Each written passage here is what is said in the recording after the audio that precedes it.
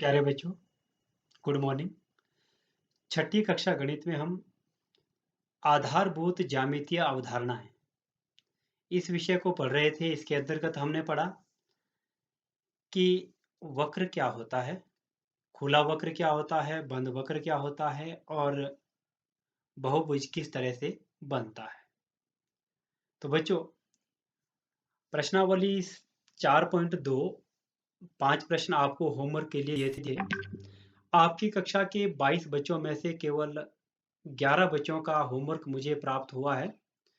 जिन 11 बच्चों ने पूरा होमवर्क करके मुझे भेजा है, आप है नव्या, प्राची, दिव्यांशी, नंदिनी, गौरव, प्रियांशु, नियति, हनेश, सिमी और गुनगुन। आप सभी बच्चों ने मुझे पूरा होमवर्क करके भेजा है। अभी भी बच्चों, आपकी कक्षा के आधे बच्चे होमवर्क करके नहीं भेज रहे हैं। तो जो भी बच्चे वीडियो को देखते हैं वो अवश्य होमवर्क करके मुझे भेजें। और जो बच्चे वीडियो नहीं देख रहे हैं, बच्चों, जो आप लोग वीडियो को रोज देखते हैं, रोज होमवर्क करते हैं, आप उन बच्चों को भी सूचित करें कि जो गणित की कक्षा है वो ऑनलाइन वीडियो के माध्यम से आपको मैं वीडियो बनाकर हर टॉपिक की भेज रहा हूँ। एक दिन छोड़कर आपको वीडियो भेजी जाती है ताकि आप एक दिन में वीडियो को देखें, वीडियो में बताए गए तरीके को समझें, प्रश्न किस तरह से हल करने हैं ये सब समझें। और उसके बाद दूसरे दिन आप जो होमवर्क आपको दिया जाता है उस होमवर्क को आप करके ग्रुप में भेजें। तो बच्चों, आज हम नया विषय करेंगे, प्रश्नावली 4.3, जिसमें हम पढ़ेंगे कोण के बारे में कि कोण क्या होते हैं। हम एक कोण को किस तरह से लिखेंगे, किस तरह से हम कोण को पहचानेंगे, और इसके साथ साथ हम त्रिभुज के बारे में भी पढ़ेंगे कि एक त्रिभुज का नाम किस तरह से लिखा जाता है, त्रिभुज को कैसे पहचाना जाता है, जो हम प्रश्नावली 4.3 4.4 में करेंगे। तो चलिए बच्चों, आज का अपना जो विषय है उसको हम शुरू करते हैं। बच्चों, जब दो किरणें एक ही बिंदु से जाती है, ये बिंदु था, एक किरण ये है, दूसरी किरण नीचे से जा रही है।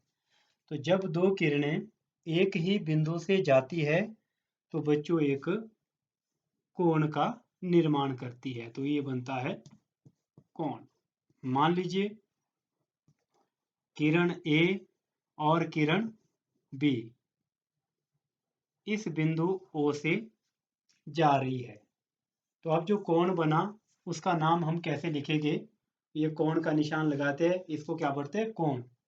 कोण ए ओ बी, या हम इसको पढ़ सकते हैं कोण, यहां से भी पढ़ सकते हैं बी ओ ए, और या हम पढ़ सकते हैं कोण ओ। तो बच्चों, किसी भी तरह से हम इसको लिख सकते हैं, कोण ए ओ बी, कोण बी ओ ए और कोण ओ। या इस कोण का कोई और नाम भी हम ले सकते हैं, जैसे मैंने इसको लिखा 2, तो हम इसको क्या लिख सकते हैं? और कोण 2। तो बच्चों, इस तरह से हम जो कोण है उसको लिखते हैं। बच्चों, 4.3 का पहला प्रश्न है कि आकृति में कोणों के नाम लिखिए। ये आकृति दी है ए बी सी डी, एक चतुर्भुज है, और इसमें जो कोण बन रहे हैं, आपने बच्चों उन सभी कोणों के नाम लिखने हैं। देखिए बच्चों, नंबर 1 बन रहा है इसमें कोण ए, और इस कोण ए को मैं और क्या लिख सकता हूँ? इस कोण ए को मैं लिख सकता हूँ DAB, कोण DAB। फिर बन रहा है कोण बी, नंबर 2 कोण बी, या मैं कोण बी को लिख सकता हूँ, ये वाला कोण है बी, ABC।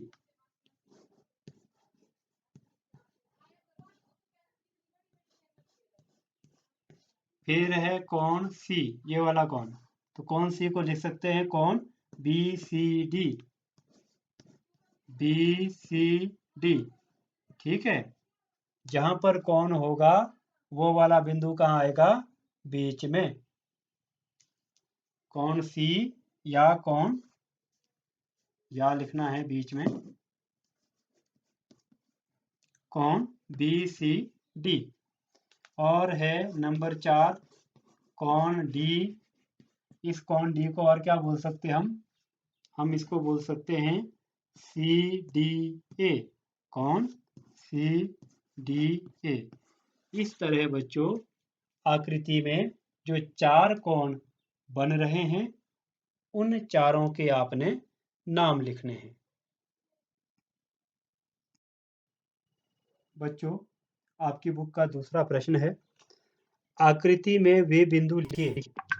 ये आकृति है आपके पास, और आपने क्या बिंदु लिखना है? नंबर 1 DOE के अभ्यंतर में बिंदु, तो DOE, ये D, ये O, ये E, तो इसके अभ्यंतर, अभ्यंतर होता है अंदर की ओर, तो DOE जो आप कोण देख रहे हैं, इस कोण के अंदर की अंदर अंदर आपको कोई बिंदु दिख रहा है क्या? DOE, इसके अभ्यंतर में क्या है? बिंदु A। ठीक है, दूसरा EOF, ध्यान से देखना है, EOF, इसके बहिर्भाग, बहिर्भाग मतलब इससे बाहर, तो EOF से बाहर कौन सा बिंदु है? बिंदु C है, बिंदु A है, बिंदु D है। तो हम इन तीनों को लिख सकते हैं A, C और D। कौन कौन से हुए? A, C और D, क्योंकि A बिंदु भी EOF के बाहर है, C बिंदु भी बाहर है, D बिंदु भी बाहर है, तो आपने बहिर्भाग में स्थित बिंदु लिखने हैं। तीसरा है EOF,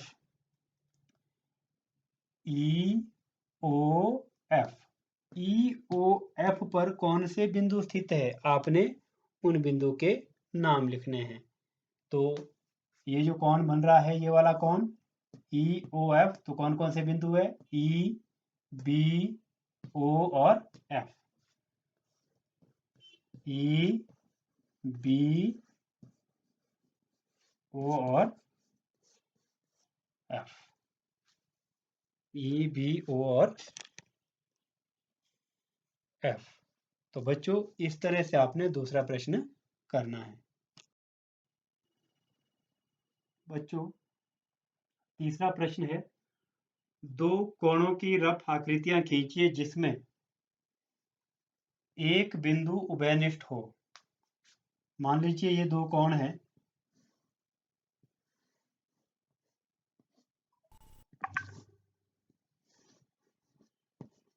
ये दो कोण, इनमें ये वाला बिंदु O है, ये क्या है? उभयनिष्ठ है। उभयनिष्ठ मतलब कॉमन, जो इस कोण में भी है और इस कोण में भी है। तो इस तरह से हम, मान लीजिए ये नाम दे दिया मैंने A, ये B, कोण AOB, और इसको नाम दे दिया मैंने COD। तो इनमें क्या है? O बिंदु उभयनिष्ठ है। और B है दो बिंदु उभयनिष्ठ हो।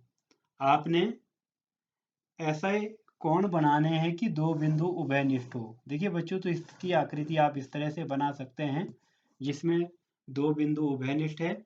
मान लीजिए ये O है, ये A है, ये B है और ये सी है। अब देखिए ए ओ बी, और या हम ये ले सकते हैं ए ओ सी बी ओ सी।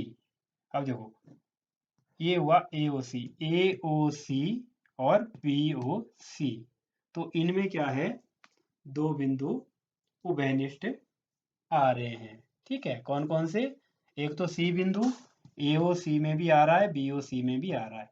दूसरा बी बिंदु ए ओ बी में भी आ रहा है और ए ओ सी में भी आ रहा है।